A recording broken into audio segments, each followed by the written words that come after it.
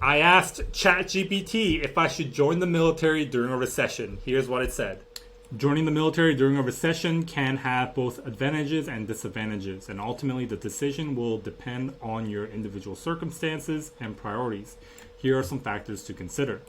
Advantages. Job security. The military provides stable source of income, benefits, and job security in uncertain economic times. Educational benefits. The military offers educational benefits such as GI Bill that can be used to further your education or train for a new career. Career opportunities. The military offers a variety of career opportunities and advancements potential, which may not be available in the civilian sector during a recession. Experience. The military can provide a valuable experience and skills that can be transferred to a civilian career. Disadvantages. Risk. Military service comes with inherent risks, including physical danger and exposure to traumatic events. Limited job choices. In the military, you may be limited to certain job choices based on your skills and qualifications. Time commitment. Military service requires a significant time commitment, which may not be feasible for everybody. Personal values. Some people may have personal objections to military service or the actions of the military. Ultimately, the decision to join the military during a recession is a personal one that depends on your individual circumstances, priorities, and values. If you are considering joining the military, it is important to research the different branches and career options available to determine if it is a right fit for you. Alright, so the first thing that I noticed it said was individual circumstances and priorities. So to me, circumstances mean based on where you are in life, it doesn't really matter what age, what priorities you have, what goals you have, and on a scale of 1 to 10, how much do you personally believe that the military is the right vehicle to help you get there? In regards to job security, it does provide a level of safety in terms of contractually obligating yourself to an X amount of years, unlike the civilian world where you can be let go in a short notice. So stable source of income, I agree. Benefits, I agree. Now, job security in some ways is subjective because I have seen when, let's say, a particular job, there's too many people, they will do whatever is necessary to reduce the amount of people within that job, whether they go into a different job within the military or they get let go. In regards to educational benefits, most people don't really use the GI Bill within their time in the military.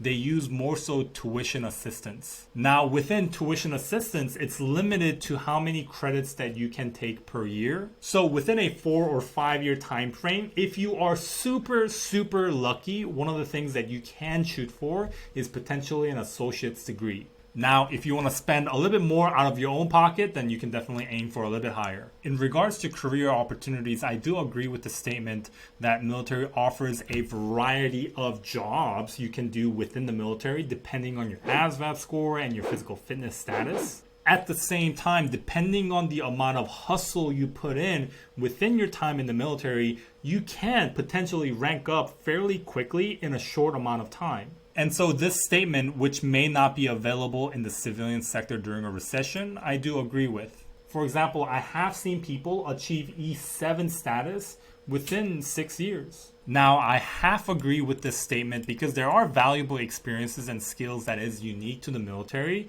But what I believe is more so unique is the perspective that you have as a service member. Whenever there is a problem or there's a situation, it's not necessarily the skills that you bring to the table, but it's the perspective of how you approach and tackle and solve this problem that you will have as a military service member, whether you were in the Army, Navy, Air Force, etc., compared to a civilian person. A civilian person may be more process oriented compared to a military person that may be more so taking messy action and tackling that problem head on. This is true for some people in the military, but I would say there are a lot more people, such as myself, who has had a pretty safe time in the military. Limited job choices, yes. Depending on your ASVAB score, if it's pretty low, you're not going to get a lot of choices. Even then, let's say you do pick a job. Within that job, you may have a lot of choices, depending on if you're lucky, or you may not have a lot of choices in the places that you can go, in the different types of work that you can do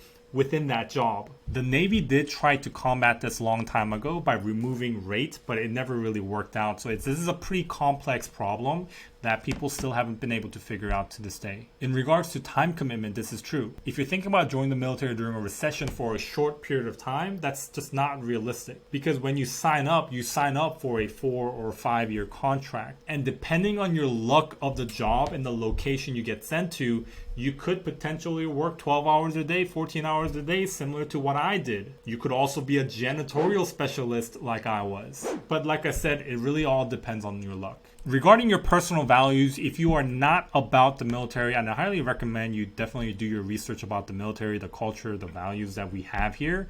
Because if you're not about it, to join this organization, it may cause you a lot of headache. Now, this didn't really address if you should join during a recession. And so what I would more so say is if you are thinking about joining the military during a recession, think about the long-term goal, 4 years, 5 years goal, whether it's to get married, settle down, start a family, have $100,000, start a business, whatever that goal is, critically think about the step-by-step what you need to accomplish within those 4 or 5 years to be able to accomplish this goal. As long as you have a clear framework from your goal and the step-by-step, depending on your luck, you will either have a lot of free time or less free time. But either way, you will still have some free time.